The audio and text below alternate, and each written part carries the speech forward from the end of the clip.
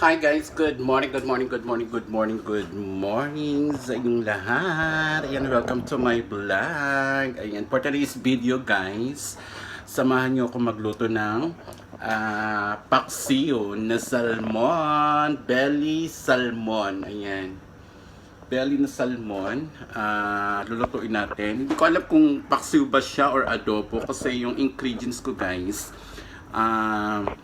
pwede siyang pampaksiw, pwede din siyang pang adobo kasi sibuyas, bawang, ay what? Ay, put here.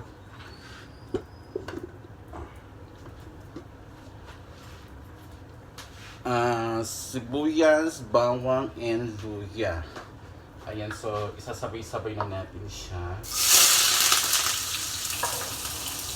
Pinatay ko muna yung apoy kasi sobrang init niya and nalate akong mag-vlog. So iniisip ko mag-vlog tayo. Actually hindi ko sana ipa-vlog eh. Pero naisipan ko sayang din. Content na rin to. Yan, buksan ulit natin ng apoy. Actually guys, ito yung pinaka first time ko na lulutuing belly salmon. Naisipan ko lang na magluto nito kasi nga tawag niyan, talagang gusto ko siyang kainin. Ayan, talagang gusto ko siyang kainin. Talagang gusto ko rin siyang i-try lutuin, kaso lang yun nga, iniisip ko, kaya ko bang lutuin? Kaya ko ba siyang lutuin or kaya ko ba siyang maluto ng ako lang? Kasi nakakatikim ako nito guys, nakakakain ako nito mga kabib pag may mga kasama akong nagdadala or nagluluto nitong salmon belly. So ayan,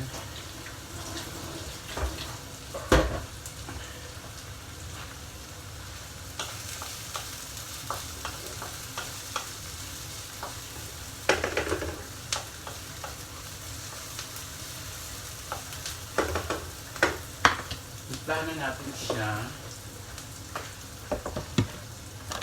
Lagyan natin ng konting paminta.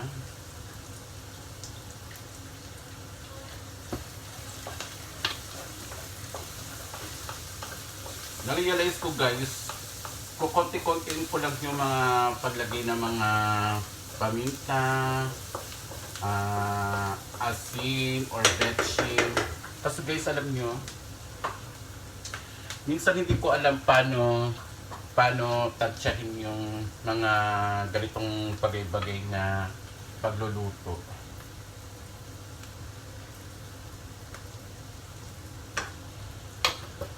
So ayun, hindi ko rin alam talaga. Dahil na first time tayo magluto nito.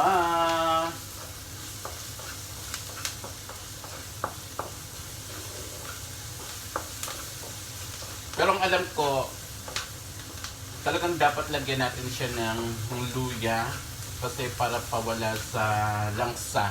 Tama ba yun guys? Tama ba yun na pag nagluluto tayo ng ganito, kailangan nating lagyan talaga ng luya. So ipapakita ko sa inyo guys. Ayan. Mix na yan guys, luya, bawang at saka sibuyas. I-golden brown muna natin siya bago natin siyang ganahin. Then i-mix natin yung magic sarap.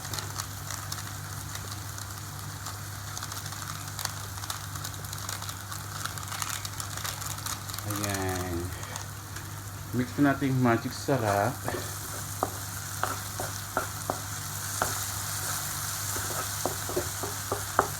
And then later,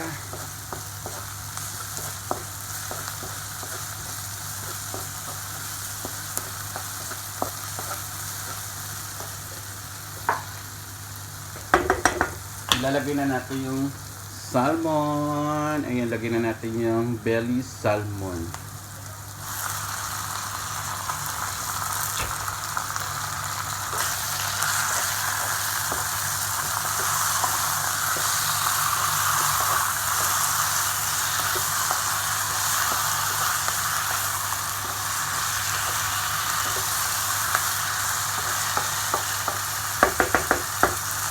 lagyan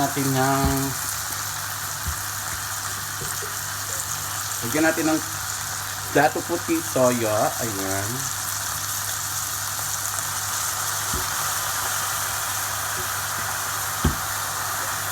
Tapos vinegar, suka. Ayan, dato puti na vinegar. Ayan.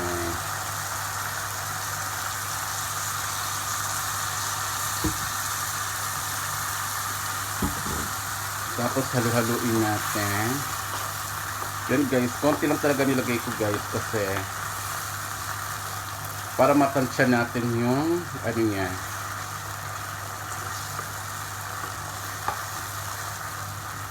Yung timpla niya para kung kulang pa siya sa lasa, pwede madagdagan.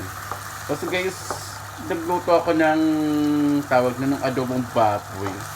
Alam nyo ba ilang basong tubig ang nilagay ko? 3 baso.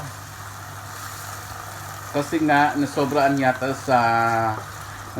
sa toyo at saka suka ang paglagay ko. So at first naging parang sinigang siya. And then kalaunan naman pinakuluan ko siya ng pinakuluan, naging adobo naman siya. So ayan guys, ano muna natin pakuluan muna natin siya. Ayan, habang pinakuluan natin siya, takpan muna natin siya. And pahinaan natin yung apoy para matansya natin kung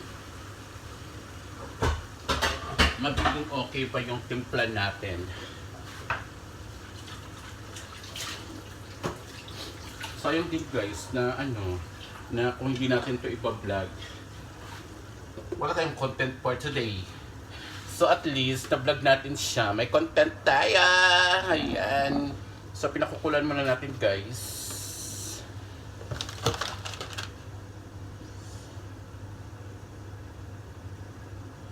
Ayun, hintay lang natin siya ng mga minutes. And hindi ko alam kung lalagyan ko pa ba siya ng pamintang dahon or pamintang durog or luya. Ay, meron ng pamintang durog, pamintang buo na parang yung buto-buto na ito.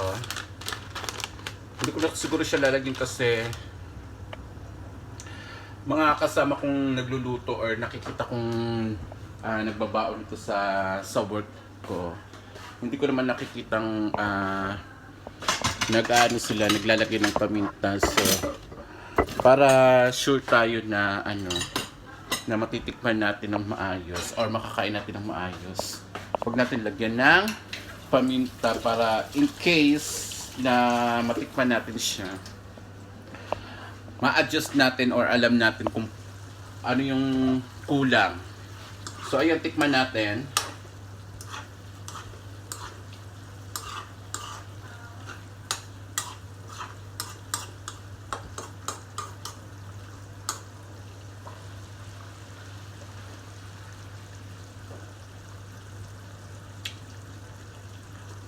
O diba, tama lang. Pero lagyan natin ng tubig, ng konti lang. Tama siya na kailangan natin lagyan ng konting water lang. May naglalaglagan na. Lagyan lang natin siya ng konting tubig para at least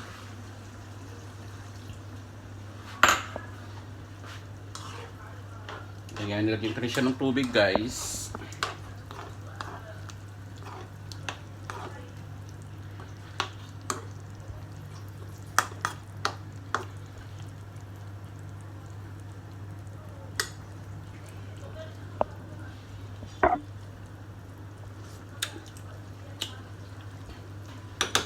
Perfect na siya.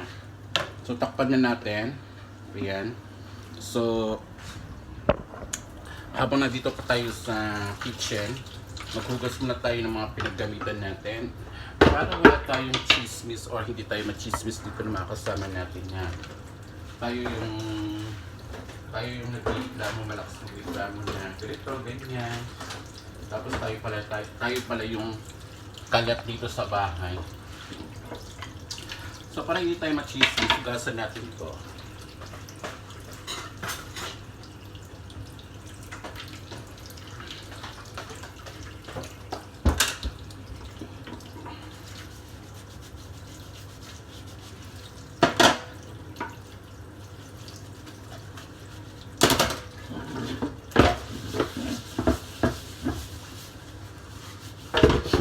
Na, na, na, na, na, na.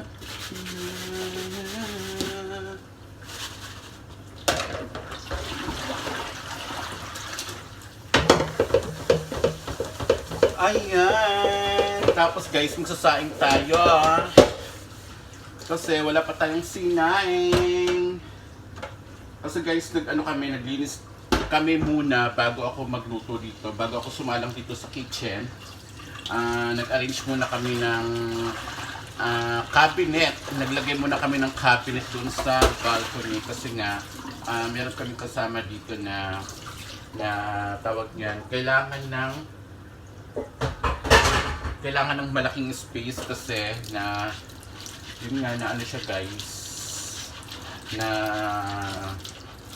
inatake siya ng high blood niya. So ngayon naka-wheelchair siya. Pero for the meantime lang naman yung guys kasi pauwi na rin naman siya ng Pinas. I think next week or before mag-New Year makakauwi na siya ng Pinas. And ayun, pinagbigyan lang muna namin ang kailangan niya na magkaroon siya ng konting space sa madadaanin niya para sa kanyang wheelchair. So yun guys, ito rin yung ating salmon belly na napakasarap para sa akin kasi natikman ko na. And tikman ulit natin. Ayan.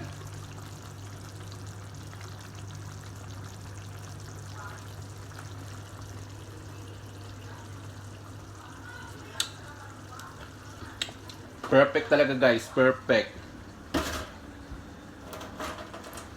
Perfect na perfect.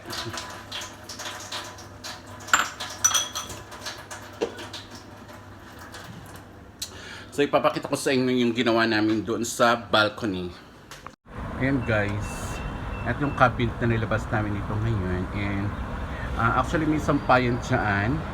May sampayan dyan sa pwesto na yan. Kasi namin pinuwesto yung cabinet na yun. Pero transfer muna namin dito. Ayan. And ang daming mga maleta pa sa loob mismo ng cabinet na yan. So I think next week, ayan, tingnan nyo ang dami doon sampayan dito. So I think next week namin to, malilinis namin to, or bago mag New Year or pagkatapos siguro ng New Year, anuhin namin to, lilinisin namin to. Ayan, magbabawas na siguro kami ng sampayan dito, I think. Ayan. Hindi. Ayan, sasain na tayo. Video lang to guys. Video lang to guys.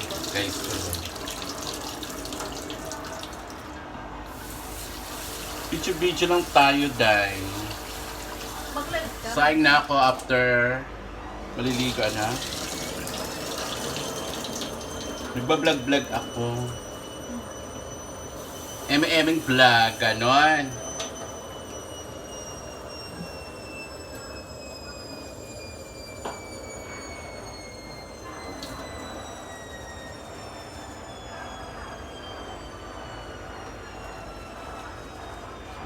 Hindi ko matansya yung yung tubig ng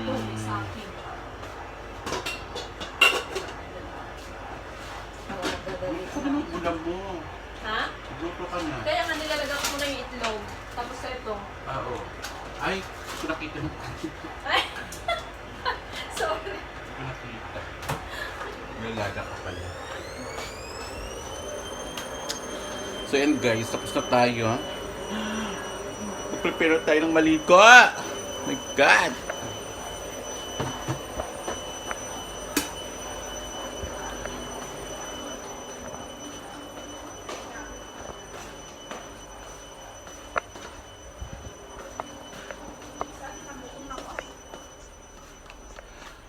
Baka may mag-ano ng sampayan dyan kay yung mga nakasampay dyan kanina, tinransfer ko dyan muna sa sampayan ni Ate Tetay.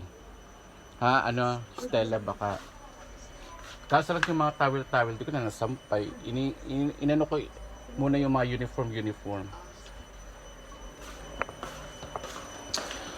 So yun guys, sinabi ko muna sa kasama ko na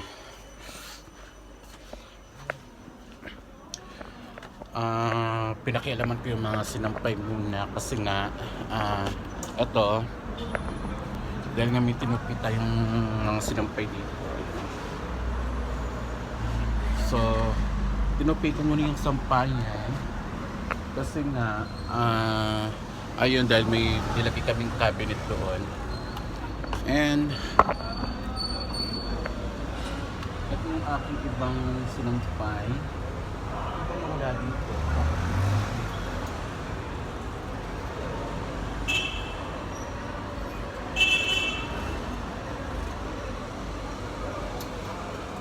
Ayan. So maliligo na tayo guys, and dito lang po magtatapos ang ating vlog. So thank you so much guys, and please don't forget to like, comment, and share sa mga videos na ina-upload ko, and thank you so much guys. And bye.